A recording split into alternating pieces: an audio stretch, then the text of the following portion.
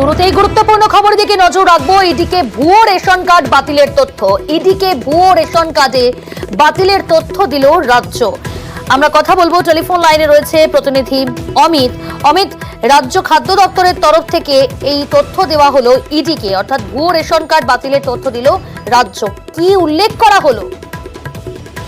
প্রথমেই জানাবো যে ইডির তরফে বারবার অঙ্ক কষে বোঝার চেষ্টা করা হচ্ছে যে কত পরিমাণে খাদ্য সামগ্রী অর্থাৎ রেশন থেকে যে খাদ্য সামগ্রী বন্ধ হয় তার দুর্নীতি হয়েছে, এবং তার সন্ধান চালাতে গিয়েই রাজ্য সরকার 2013 থেকে 2018 থেকে 2023 সাল পর্যন্ত বিভিন্ন জেলাতে যে ভুয়ো রেশন কার্ড বাতিল করেছিল তার পরিসংখ্যান চেয়ে পাঠানো হয়েছিল ইডির তরফে।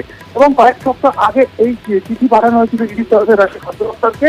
সম্প্রতি খাদ্য দপ্তরের তরফে ইডিকে চিঠি দেওয়া হয়েছে বা ইডিকে তথ্য তুলে দেওয়া হয়েছে, এমনটা ইডি সূত্র থেকে জানতে পারছি।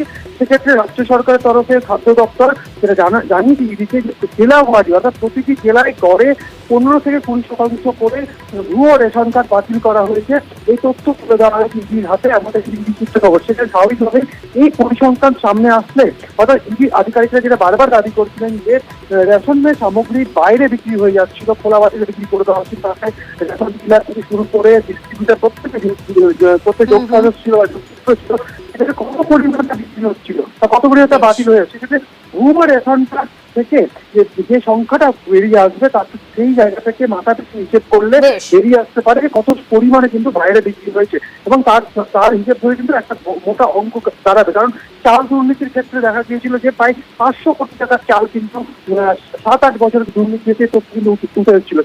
বেশ কিছু গুরুত্বপূর্ণ বিষয় তুলে ধরা হয়েছে এই তথ্যে, এবং রাজ্য খাদ্য দপ্তরের তরফ থেকে ইডিকে দেওয়া হয়েছে সেই তথ্য।